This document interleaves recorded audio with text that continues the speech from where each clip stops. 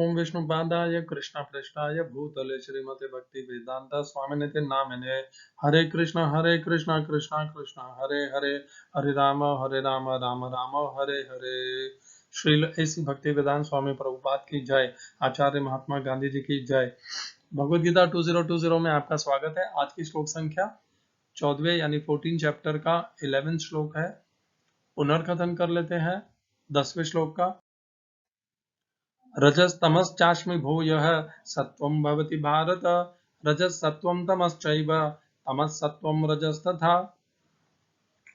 इस एक श्लोक से भगवान ने पूरी परिवर्तनशील इस जगत को, यह जगत परिवर्तनशील है, यह बता दिया। गुणों से कर्म होते हैं। भगवान ने कहा प्रकृति क्रियमाणानि गुण कर्माणि सर्वशः अहंकार विमूढ़ आत्मा कर्ता हमिति मन्यते। तो गुणों से ही कर्म होते हैं और ये गुण स्वयं स्थिर नहीं रहते हैं, ये गुण परिवर्तन होते रहते हैं। गुणों के कारण हमारे कर्म भी परिवर्तित होते रहते हैं और जैसे हमारे कर्म होते हैं उसके अनुसार कर्म फल मिलते हैं। इसीलिए 800 करोड़ इस धरती पर जो मनुष्य हैं, इन सब के कर्म भी भिन्न भिन्न है और चूंकि कर्म करते समय उनका मन भी भिन्न भिन्न है, इसलिए उनके फल भी भिन्न भिन्न है। दो व्यक्ति एक ही कर्म कर रहे हैं, किंतु कर्म करते समय दोनों का भाव भिन्न भिन्न है और ये इतने से परिवर्तन से, इस इतनी सी भिन्नता से दोनों के कर्मफल भिन्न भिन्न हो जाते हैं। इस संसार में जो भी कर्म होते हैं वे गुणों के द्वारा होते हैं और जैसे हमारे गुण होते हैं उसके अनुसार हम कर्म इस देह के माध्यम से करते हैं और ये गुण स्वयं स्थिर नहीं रहते, परिवर्तन होते रहते हैं। कभी तमोगुण का प्रधानता होती है, उसकी प्रधानता होती है, कभी रजोगुण की तो कभी सत्वगुण की। जब तक हम गुणातीत नहीं हो जाते, इन गुणों में से, इन गुणों का किसी न किसी मिश्रण में हम पर प्रभाव बना ही रहेगा। जैसे ही हम तीनों गुणों को लांघ जाएंगे तब ये गुण हमें प्रभावित नहीं कर पाएंगे और जब तक हम इन गुणों के द्वारा बंधे हुए हैं तब तक इन गुणों के अनुसार हम कर्म करते जाएंगे। यदि सत्व गुण में स्थित है तो उस प्रकार के कर्म करेंगे जो सत्व प्रधान से होते हैं। मनुष्य सदैव एक सा व्यवहार नहीं करता। बाल्यपन में कुछ और करता है, या ये कह दीजिए सुबह कुछ और करता है, शाम को कुछ और करता है, रात को कुछ और करता है। समय से, अनुभव से, आयु से, परिस्थिति से उसका प्रभाव बदलता जाता है।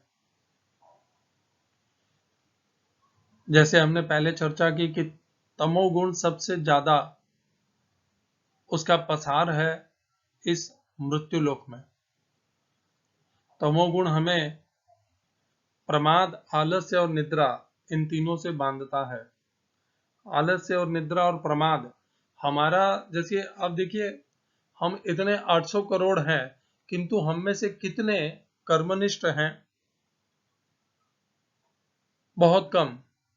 ज्यादातर मनुष्यों को आप अगर 1000 मनुष्यों से पूछेंगे कि आपको जीवन में क्या सबसे ज्यादा प्रिय है, तो वो कहेंगे मनोरंजन।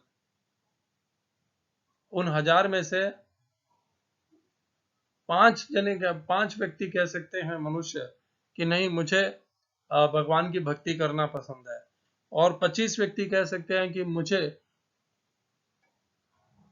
व्यवसाय या ये सब करना पसंद है। ज्यादातर 975 लोगों, 930 लोग, 70 लोगों का लक्ष्य जीवन में मनोरंजन होता है और जो वे व्यवसाय करते हैं वह तो केवल उस मनोरंजन को प्राप्त करने के लिए करते हैं। अपने आप में व्यवसाय या सेवा किसी का लक्ष्य नहीं है, वह तो केवल एक माध्यम है स्वयं के मनोरंजन की व्यवस्था बनाने का लगे पड़े हैं जीवन भर। क्यों? क्योंकि व्यवस्था बनानी है किसकी? मनोरंजन के लिए।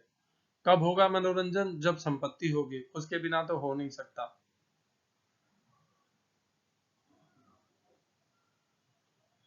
तो अधिक से अधिक मनुष्य इसी में लगे हुए हैं, थोड़ा जुगाड़ जुटाने में, ताकि उससे प्रमाद प्राप्त किया जाए। तो तमोगुण सबसे ज्यादा प्रधान है इस संसार में, उससे कम है रजोगुण, जिनका जीवन में कोई लक्ष्य है, उद्देश्य है, जो लोभ के कारण हो,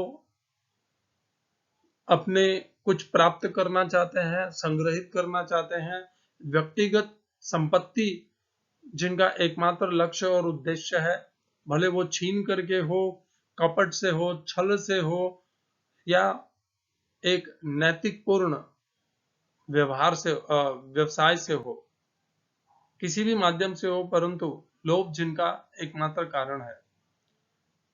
विशेष करके जो नीति पूर्वक प्राप्त किया गया धन है, उसे हम सात्विक धन की श्रेणी में ला सकते हैं और सात्विकता कह सकते हैं, क्योंकि सत्वगुण है। नीति का कर्म क्या करने योग्य है, क्या व्यवसाय त्यागने योग्य है, किस प्रकार करने योग्य है, इस प्रकार के ज्ञान का प्रयोग किया गया है व्यवसाय करते समय, इसीलिए वह सात्विक व्यवसाय है।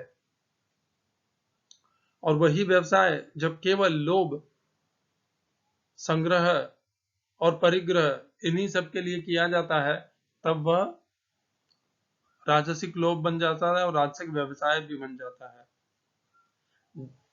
बहुत कम मनुष्य हैं जो अथातो ब्रह्म जिज्ञासा को लेकर के अपने जीवन को भगवान की भक्ति में, भगवान के ज्ञान को प्राप्त करने में, या भगवान के प्रति कर्म करने में समर्पित करते हैं। हजारों में से कोई आई। मनुष्याणाम सहस्रेषु कश्चिद् यतति सिद्धये यतताम अपि सिद्धानाम कश्चिन् मां वेत्ति तत्त्वतः।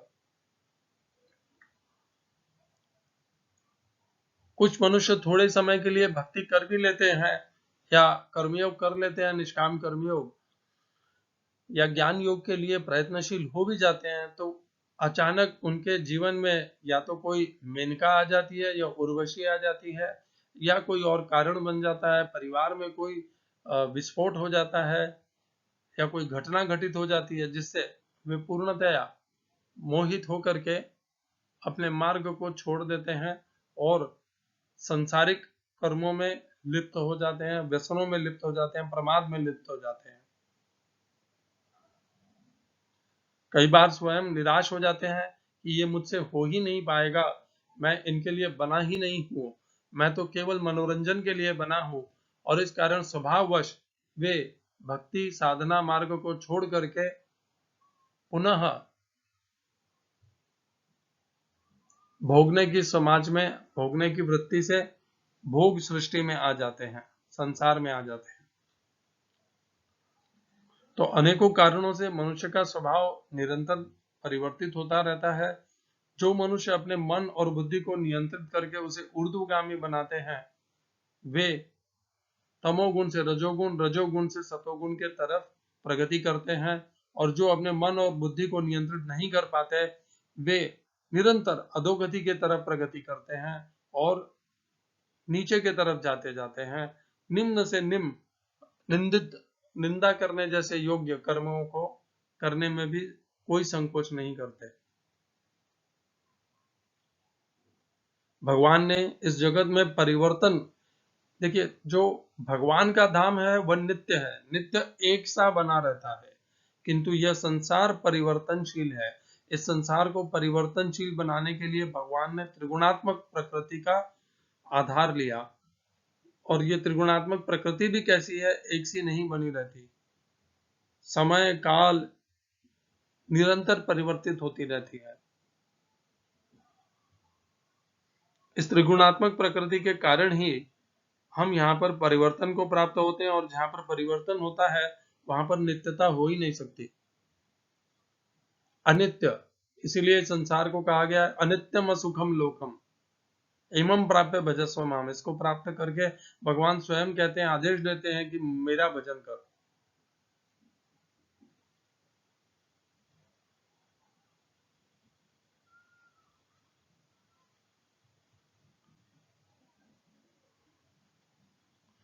प्रकृति के ये 3 गुण इस संसार को अनित्यता देते हैं, परिवर्तनशीलता देते हैं, इसका स्थायी स्वभाव को पूर्णतया खंडित कर देते हैं। हमारा कोई भी सुख, कोई भी आनंद, कोई भी दुख, कोई भी कठिनाई एक सी नहीं बनी रहती, वह अपने आप परिवर्तित होगी समय और काल के माध्यम से। हमें धैर्य रखना होगा, और जब कठिनाई हो तब भी धैर्य को और सत्कर्म को नहीं छोड़ना है, और यदि खुशहाली हो तब भी धर्म को और इनको सेवा को नहीं छोड़ना चाहिए, क्योंकि तभी वह खुशहाली बनी रहेगी, नहीं तो खंडित हो जाएगी।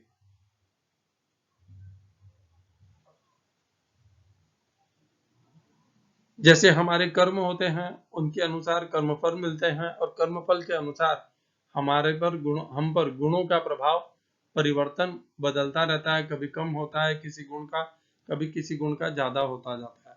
यदि हमने क्रूर कर्म किए हैं तो निश्चित रूप से तमोगुण का प्रभाव हमारे ऊपर बढ़ता जाएगा, हम तमोगुण से बंधते जाएंगे, और प्रमाद, निद्रा और आलस्य, इन्हीं के प्रति हमारी रुचि होगी। हमने ये समझ लिया कि किस प्रकार भगवान ने इस जगत को, मृत्यु लोक को अनित्य बनाया। अनित्य बनाने के पीछे भगवान का जो प्रयोजन है कि यहाँ पर कुछ भी एक साथ सदैव नहीं रहे, और मनुष्य निरंतर कुछ और के लिए संघर्ष में लगा हुआ ही रहे, मनुष्य का संघर्ष कभी समाप्त न हो, मनुष्य इस संसार में जन्म लेने के अपने वास्तविक अवसर को कभी समझ ही नहीं पाए, इस प्रकार का मोह सदैव बना रहे, इसके लिए यह त्रिगुणात्मक प्रकृति बनी है। यह मोहित करती है, मनुष्य को संघर्ष में लगाए रखती है। एक ऐसी हड्डी, जैसे कुत्ते के सामने एक हड्डी लटका दो, वैसे हमारे सामने एक हड्डी सदैव लटकाई रहती है प्रत्येक मनुष्य के सामने, और उस हड्डी को ना तो वह हाथ में आती है, और उस हड्डी के पीछे मनुष्य दौड़ता रहता है उस हड्डी को प्राप्त करने के लिए, जीवन भर दौड़ता रहता है। आज की श्लोक संख्या और भगवान आगे बताने वाले हैं। 14वें अध्याय का 11वां श्लोक। सर्वद्वारेषु देहे अस्मिन् प्रकाश उपजायते ज्ञानम यदा तदा विद्यात् विवृद्धम सत्वमित्यतः। हिंदी अनुवाद गीता यथारूप श्रील प्रभुपाद। सतोगुण की अभिव्यक्ति को तभी अनुभव किया जा सकता है जब शरीर के सारे द्वार ज्ञान के प्रकाश से प्रकाशित होते हैं। English translation, Gita as it is, Swami Prabhupada. The manifestations of the mode of goodness can be experienced when all the gates of the body are illuminated by knowledge. इस श्लोक में प्रयोग किए गए संस्कृत शब्दों के अर्थ हैं सर्वद्वारेषु, सारे दरवाजों में, समस्त द्वारों में, देहे, इस शरीर में,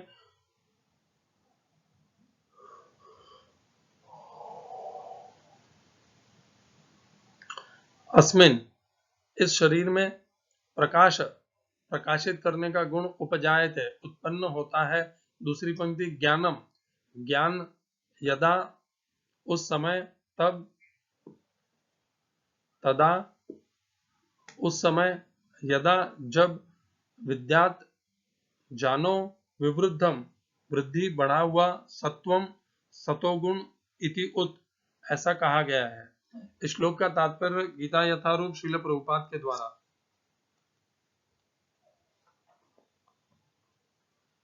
शरीर में 9 द्वार हैं, 2 आंखें, 2 कान, 2 नथुने, 2 मुंह, गुदा तथा उपस्थ।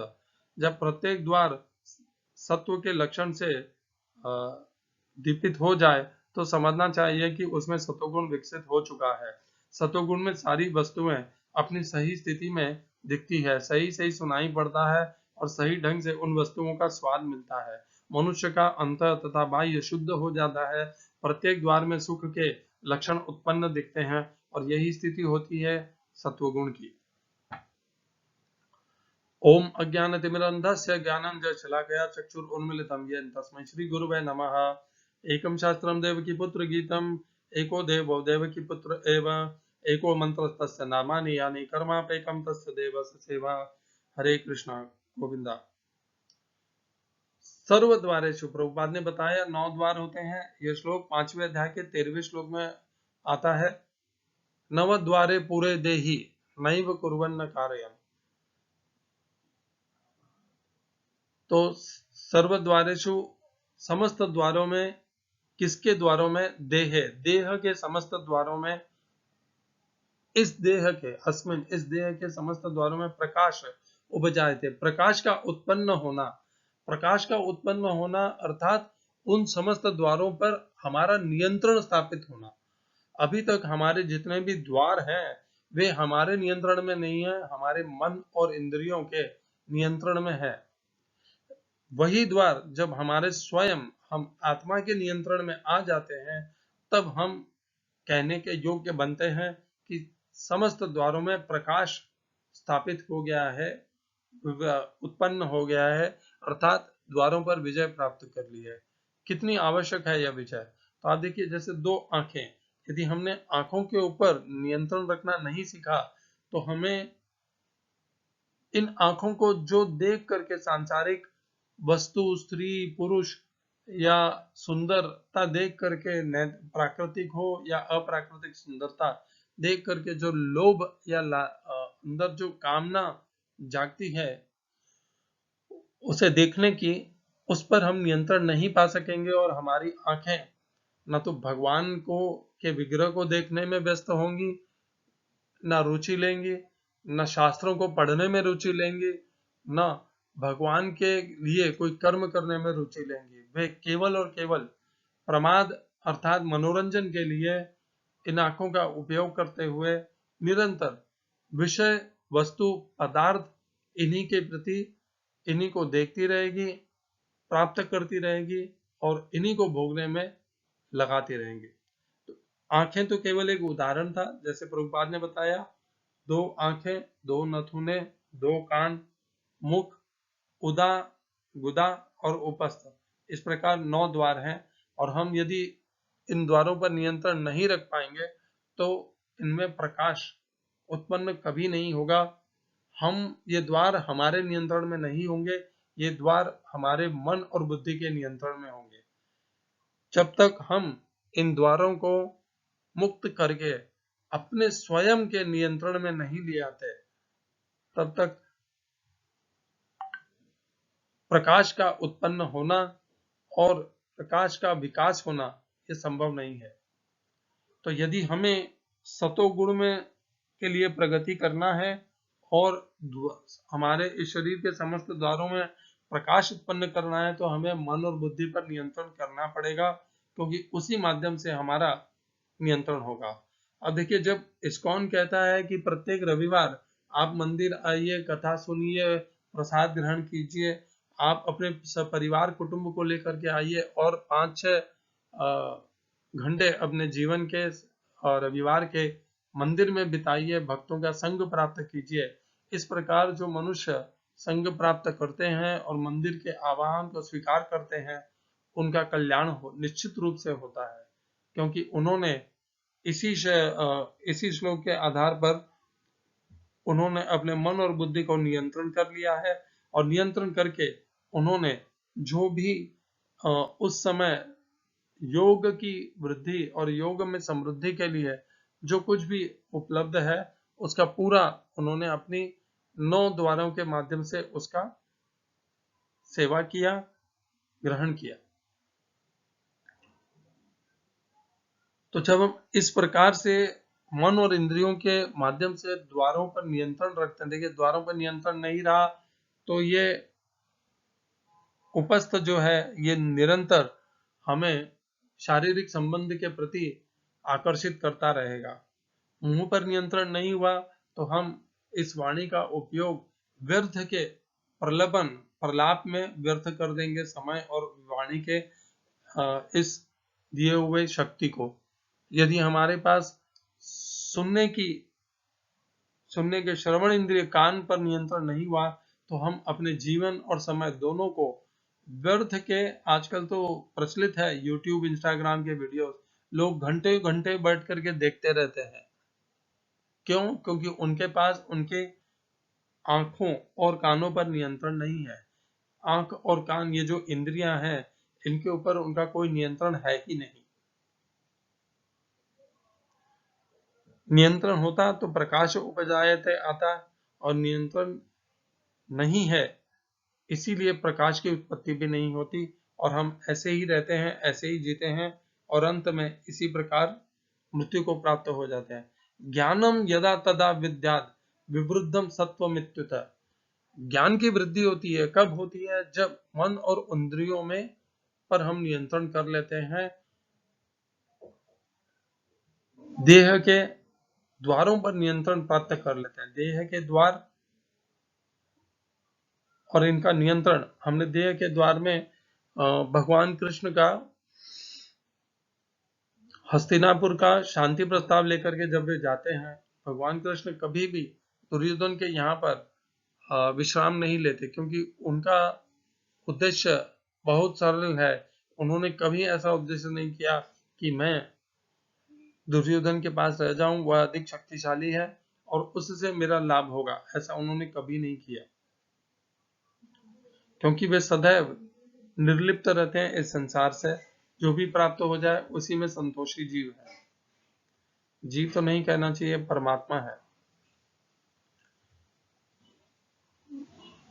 ज्ञान की वृद्धि होती है। इससे पहले जो श्लोक आया था ज्ञान के लिए, जिसमें लिखा था भगवान ने, तत्र सत्वम निर्मलत्वात् प्रकाशकम नामयम सुख संगेन बदनाति ज्ञान संगेन चानक। तो ज्ञान सत्वगुण जो है वो अत्यंत निर्मल होता है। तत्र सत्वम निर्मलत्वात्, मल रहित होता है। प्रकाश उपजायते ज्ञानम सुख संगेन बदनाति ज्ञान संगेन चानक। सुख और ज्ञान से बांधती है। एक तो वैसे ही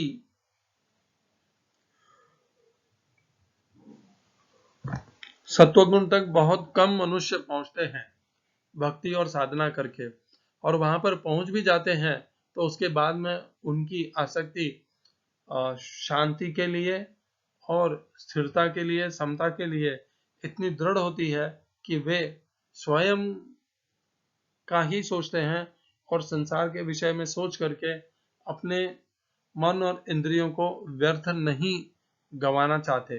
वे अपने मन और बुद्धि को भगवान के प्रति समर्पित करते हुए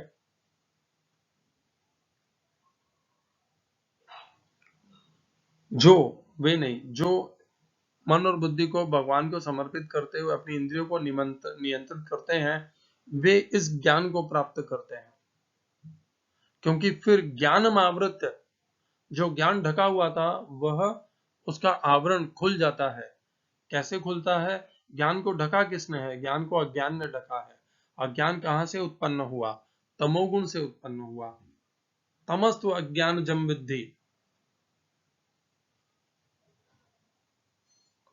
जैसे जैसे हम तमोगुण से मुक्त होते जाएंगे तो हमारा अज्ञान भी मुक्त होता जाएगा, और अज्ञान मुक्त हुआ तब हमें सब कुछ स्पष्ट दिखने लग जाएगा कि आज मेरा कर्तव्य क्या है, आज मुझे क्या करना है। यही अर्जुन का भी आई थी और वह आज भी हमारे सामने है।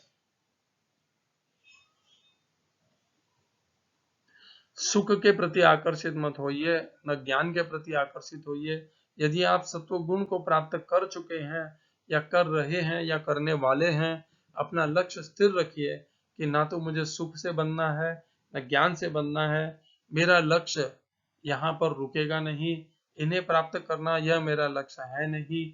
मेरा लक्ष्य स्पष्ट और सीधा है। मुझे भगवान के परम धाम को प्राप्त करना है, जो नित्य है, अपरिवर्तनशील है, स्थिर है।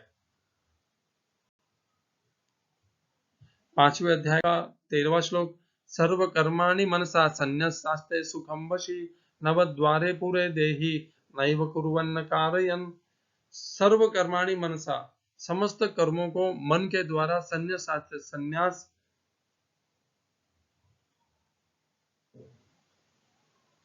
संन्यास के प्रकार से जीवन को व्यतीत करते हुए वह मनुष्य, वश में किया हुआ मनुष्य जिसने वश में कर रखा है, वह सुख को प्राप्त होता है। संन्यासस्ते सुखम वशी, वश में किया हुआ। किसको? नव द्वारे पूरे देही, नौ द्वारों वाले इस देह को वह प्राप्त करता है।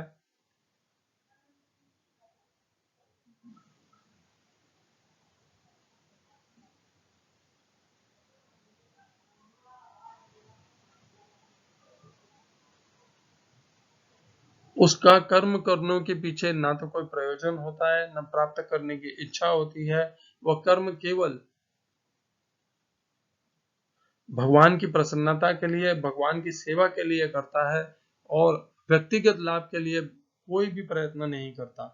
इस प्रकार न करता हुआ, न कुर्वन्न कार्यन, उसका कर्म करने के पीछे और कर्म न करने के पीछे, दोनों के ही पीछे कोई प्रयोजन नहीं होता। दाऊ भैया ने महाभारत के युद्ध को त्यागा, किंतु उनके पीछे उनकी एक मनसा थी। किंतु इस प्रकार के जो समस्त गुणों को त्याग देते हैं, उनकी कोई मनसा नहीं होती है। इस श्लोक से भी हमें देखते हैं, भगवान ने बहुत स्पष्ट लिखा है, कर्म तथा कर्म के फलों को मन से त्यागना है और इस प्रकार वश में किए हुए मन और बुद्धि के द्वारा सुख को प्राप्त करना है। अपने इस 9 द्वार वाली देह को